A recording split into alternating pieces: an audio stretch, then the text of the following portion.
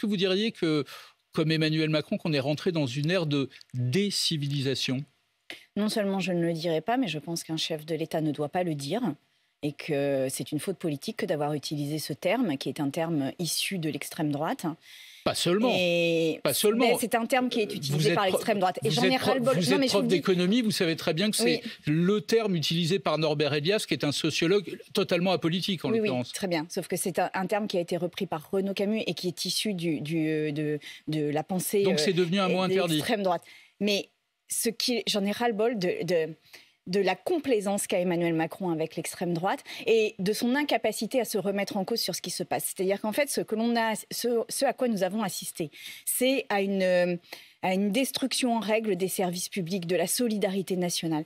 Et en fait, ce qui se passe, c'est les résultats de cela. L'infirmière de Reims, par exemple, c'est une crise de la psychiatrie majeure en France. On a un état de santé mentale, morale, de bien des concitoyens qui mériteraient des soins. Et aujourd'hui, la psychiatrie n'est absolument pas soutenue. Les psychiatres alertent depuis des mois. 30% des postes de psychiatres ne sont pas pourvus. Ben oui, mais pourquoi ils ne sont pas pourvus? Parce que les conditions d'exercice du métier ne sont tellement pas bonnes que plus personne ne veut y aller. C'est pas Emmanuel Macron, ça fait 25 ans que ça dure. Oui, mais Emmanuel Macron n'a rien fait là-dessus. On sort du Covid. En sortie de Covid, il y avait une crise de la psychiatrie à gérer. On savait que de toute façon, on aurait des décompensations, qu'on aurait des situations extrêmes, qu'on aurait de la précarité, de la vulnérabilité qui explosait dans la société. Pourquoi on n'a pas mis le paquet là-dessus? Nous nous sommes battus lors des textes là-dessus à l'Assemblée nationale. Et en fait, à chaque fois, on remet... à chaque fois que Emmanuel Macron est face à une difficulté, il lance une espèce de perche sur l'extrême droite comme ça pour essayer de divertir. Mais on ne joue pas à ça. C'est vraiment très grave ce qui est en train de se passer. Je n'arrive même plus à trouver les mots pour expliquer parce que j'ai l'impression que ça passe crème. Eh bien, il se trouve que Emmanuel Macron, lui, a fait les sous-titres hier. Je vous lis ce qu'il disait. Si le sens de l'histoire des sociétés a toujours été de réduire la part des pulsions pour accroître le respect de l'autre, depuis un certain nombre d'années, c'est le mouvement inverse qui semble s'amorcer. Ce qui est exactement la thèse du sociologue que j'évoquais, Norbert Elias. Ça n'a rien à voir avec l'extrême droite. Alors déjà, ça c'est l'explication qu'il fait après. Et par ailleurs, quand il parle de pacification et de respect de l'autre, on en parle de son attitude de pacification et de respect de l'autre dans la société. On en parle de son attitude de fermeture et d'autoritarisme vis-à-vis du peuple français qui s'est rebellé de mille et une manières contre la réforme des retraites. Donc s'il y a des violences, c'est la faute d'Emmanuel Macron.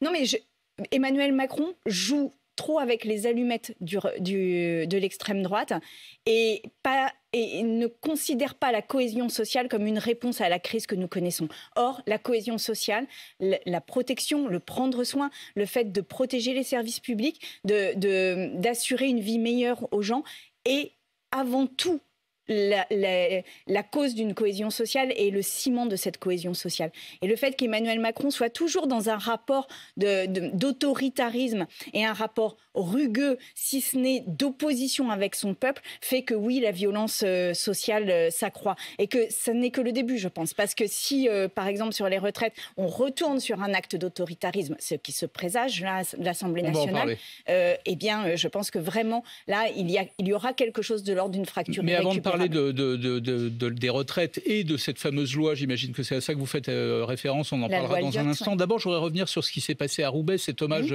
à ces 3 policiers tués dans l'exercice de leur fonction, en l'occurrence par un chauffard alcoolisé et sous emprise des stupéfiants.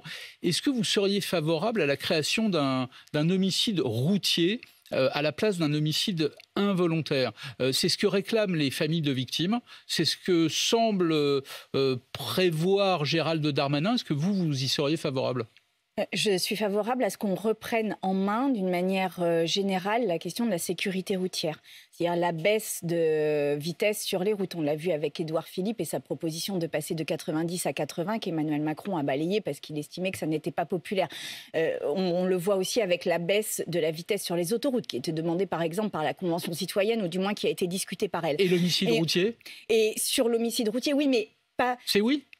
Moi, je suis d'accord pour qu'on sanctionne davantage les comportements qui mettent en danger les autres sur la route. Donc oui, pour un homicide routier, mais pas qu'une réponse de sanction.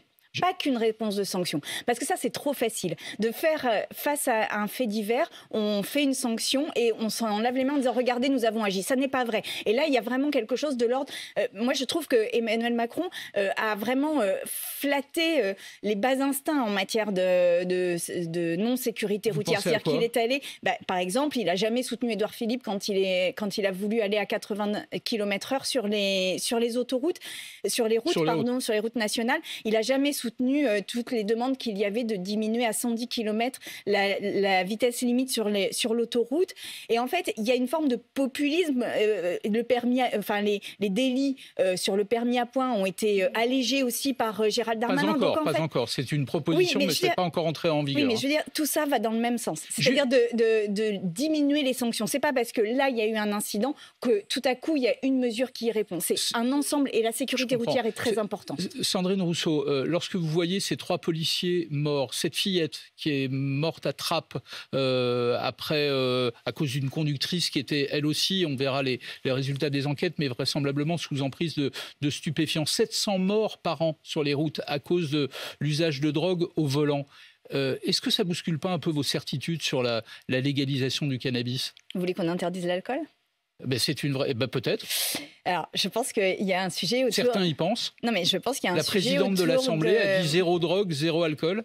Quand on prend le volant, normalement, on devrait être sobre pour pouvoir le prendre. Mais sur la légalisation du cannabis? La légalisation du cannabis, c'est une manière justement de contrôler son usage. Et c'est cela qu'on n'arrive pas à placer dans le débat public et qui est pourtant très importante. C'est qu'aujourd'hui, comme c'est uniquement de l'économie...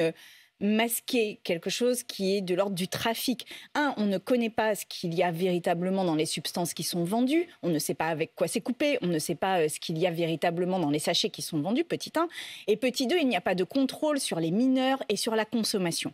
Et en fait... à quel moment on passe d'une politique du tout répressif à une politique de santé publique sur l'alcool comme sur le cannabis? Et pour cela, il faut reconnaître que le cannabis existe. Et là, on se ferme les yeux en disant non, le cannabis n'existe pas, on est là, on prend des photos où il y a des policiers qui prennent 4 grammes dans la poche de quelqu'un et qui disent regardez, on a fait une saisine. Non, il faut une politique publique là-dessus et une reconnaissance du fait que ça existe. Justement, à ce propos, je voudrais que vous écoutiez ce que nous disait hier, c'était ici même à ce micro, sur RMC et BFM TV, la déléguée nationale du syndicat Unité SGP, Police, Force ouvrière, Linda Kebab. Écoutez. Il y a ces personnes qui, par exemple, proposent la dépénalisation. Moi, pour ma part, je suis contre, parce que la dépénalisation n'entraîne pas une sous-consommation et surtout ne va pas annihiler le trafic. Moi, je vous invite juste à aller regarder à Barbès ou à Porte de la Chapelle. Le trafic de cigarettes, il existe. Il existe, ces cigarettes qui sont de moins bonne qualité, qui sont moins chères, et pourtant la cigarette aujourd'hui est légalisée en France. Donc si aujourd'hui on commence à parler de dépénalisation du cannabis, eh bien il y aura toujours cette envie de défier, vous savez, le droit et la loi. Et donc du coup demain on va dépénaliser la cocaïne, parce que vous savez, c'est récréatif, et puis l'héroïne, et puis on n'a plus de limites. Qu'est-ce que vous lui répondez? Je suis en parfait désaccord, en absolu désaccord. Je pense qu'il y a certes un trafic de cigarettes, mais que l'essentiel des cigarettes est vendu dans les bureaux de tabac et qu'il y a des messages de santé publique sur ces paquets de cigarettes. Que l'alcool, par ailleurs, évidemment, il y a de l'alcool frelaté, de l'alcool qui est distillé sans autorisation, mais que l'essentiel quand même est géré par le commerce, et qu'il y a une interdiction de consommation d'alcool en dessous de 18 ans et de vente d'alcool dans les distributeurs, et que c'est bien ainsi que quand il y a par exemple des manifestations type match de foot ou concert, etc., eh bien il y a une régulation de l'alcool donc en fait ça n'est pas suffisant, et vraiment on a un problème d'insuffisance des politiques publiques de limitation de la consommation d'alcool. Mais ce que je veux dire, c'est que ce soit autorisé ou que ce soit interdit, ça n'empêche évidemment pas le trafic, mais ça régule quand même une partie de la consommation. Il y a quand même un petit paradoxe chez vous et chez les écologistes, parce que si je vous entends bien, on légalise le cannabis, mais j'ai découvert que vous vouliez interdire les puffs, ces cigarettes électroniques à usage unique pour les jeunes. C'est une proposition de loi déposée par un de vos amis écologistes. C'est plus dangereux que le cannabis, sérieusement? Mais ça fait des déchets en quantité incroyable, c'est de l'usage unique, c'est fait pour que les mineurs puissent en consommer de manière rapide, c'est fait pour créer de la dépendance, les puffs. Évidemment qu'on est contre, on n'est pas pour la dépendance, on est contre la dépendance, on est pour le fait que les gens aillent bien et n'aient pas besoin de substituts pour aller mieux. Mais pour cela, quelle est la meilleure des solutions et quelle est la meilleure des politiques? Et d'ailleurs, moi, j'ai été très impressionnée par ce qu'a fait, par exemple, l'Islande pour diminuer sa consommation d'alcool et de drogue, et qui a obtenu des résultats absolument incroyables en prenant toute une éducation à la gestion du stress, à la gestion des angoisses, au fait de trouver des émotions ailleurs que dans la consommation addictive de produits en grande quantité. Et en fait, ils ont, comme ça, sur un programme de plusieurs années, obtenu des résultats fantastiques. Quand est-ce qu'on le fait? Mercredi dernier, vous étiez, Sandrine Rousseau, à Saint-Brévin. Vous participiez à une marche en soutien au maire. Et ça ne vous a pas échappé, le maire a fait un discours et il a dit en gros que c'était de la récupération politique, au point qu'il n'a même pas voulu aller marcher avec vous. C'est de la récup politique, il a raison, non? Alors, je vais vous dire, le discours du maire m'a vraiment très étonnée parce qu'il n'a pas parlé d'extrême droite, alors que quand même, il y a eu des manifestations d'extrême droite dans sa commune et que c'était en opposition à un centre d'accueil de personnes migrantes, un CADA.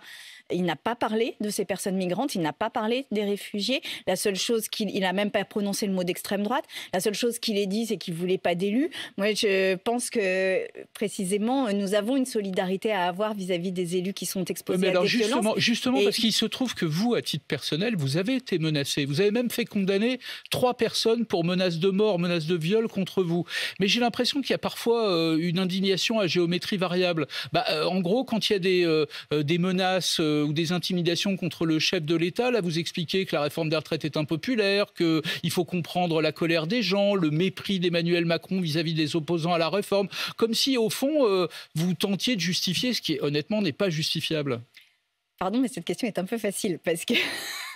c'est la réponse qui est plus compliquée. Non, c'est un peu facile comme question parce qu'on a soutenu... par exemple, vous êtes allé à Saint-Brévin. On a soutenu le neveu de Brigitte Macron qui a été violenté dans l'instant où on l'a su. Enfin, en tous les cas, moi, dans l'instant où je l'ai su, je l'ai défendu. Exactement comme le maire de Saint-Brévin. D'ailleurs, dans l'instant où je l'ai su, j'ai fait un tweet pour le soutenir. Et donc, il n'y a aucune complaisance avec la violence physique vis-à-vis des élus ou les menaces de violence physique contre les élus d'aucune manière. Après, dans les manifestations, il y a évidemment des pancartes avec la tête de Macron dessus. Enfin, je veux dire... Et ça vous choque pas? Ça s'appelle des manifestations sociales. Plus exactement, ça, vous l'expliquez, vous trouvez une justification. Mais ça n'a rien à voir avec le fait de brûler une maison ou de taper quelqu'un, en fait. Faire une manifestation dans laquelle on critique le pouvoir, ça fait partie de la démocratie. Quand un élu de gauche appelle éventuellement à décapiter le président de la République, ça vous choque pas? Ça, j'ai jamais soutenu ça, par exemple. Mais donc, du coup, il n'y a pas d'explication, il n'y a pas de justification à donner. Donc, je veux dire, voilà, je condamne toutes les menaces de violence vis-à-vis des élus. Je vois pas comment je peux être plus claire. Par contre, que dans des manifestations, il y ait Macron démission, non, ça, je le condamne pas, pardon, mais non, je vais pas condamner des slogans de manifestation contre les retraites. Ça, non. Juste un mot.